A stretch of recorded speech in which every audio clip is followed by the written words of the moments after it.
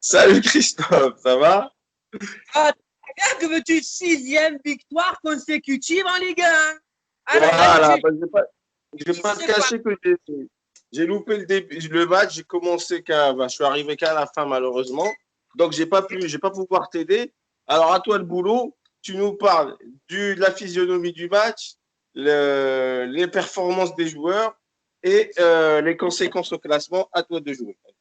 Alors, il y a eu 2 matchs dans le match, c'est-à-dire un match en première mi-temps, un deuxième match en deuxième mi-temps.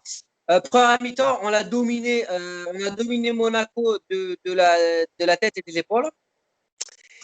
Donc, ce qui a permis à Benedetto et à Thauvin d'améliorer leur stats avec chacun une passe décisive et un but. Bah, parce ils étaient vraiment, on les a laissés jouer. Donc, bon, tant mieux pour nous. Vraiment, on les a dominés. Rongier à la récupération a été énorme. En deuxième mi-temps, changement tactique. On voit qu'ils voulaient assurer le score parce qu'on se rappelle que Paris Saint-Germain gagnait aussi également à la mi-temps de 2-0 contre Monaco et ils sont revenus à 3-2. Il ne faut pas oublier que Monaco, c'est la meilleure attaque de France. Donc voilà, c'est vrai qu'il y avait cette appréhension de la part de Villas-Boas et de toute l'équipe de se refaire remonter, de perdre le match.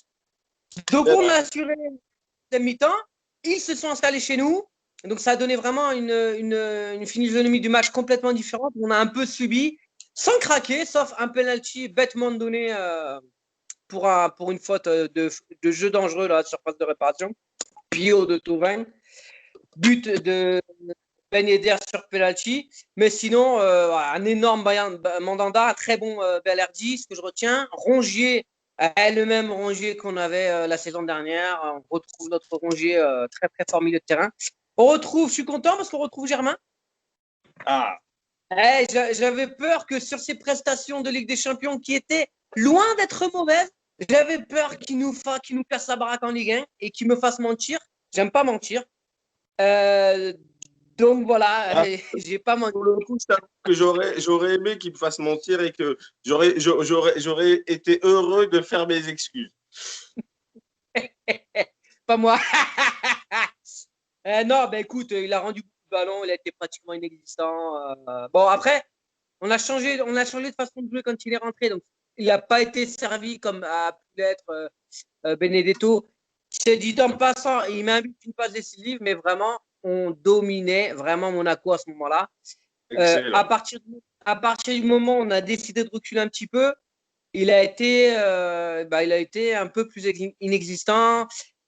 Bon, son but et sa passe décisive cachent un petit peu toujours ses faiblesses au niveau du jeu, qui pour moi ne changeront pas. Donc pour résumer, il y a du contenu dans le jeu. On Dans le arrive jeu, ouais, on est vraiment. à faire un score aussi, donc c'est pas mal. On a quelques joueurs qui ont une petite étincelle, un réveil. Donc Benedetto qui marque, même si tu me dis en termes de niveau, il n'est pas top, mais au moins il marque. Après tout, c'est ce qu'on lui demande.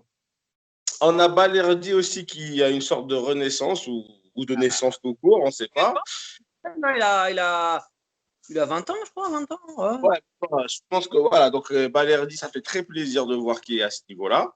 Et malheureusement, les classiques comme Germain, bon, il y a rien à faire. Mandanda Voilà. énorme Mandanda. Donc, les conséquences au classement, c'est qu'on talonne Paris quand même. Paris. Bon, alors je te l'avais dit, hein, les 2 matchs en bonus, pour moi, ça doit être du bonus. Comme dit Villas-Boas, on doit rester sur les talons du Paris Saint-Germain sans compter les 2 matchs.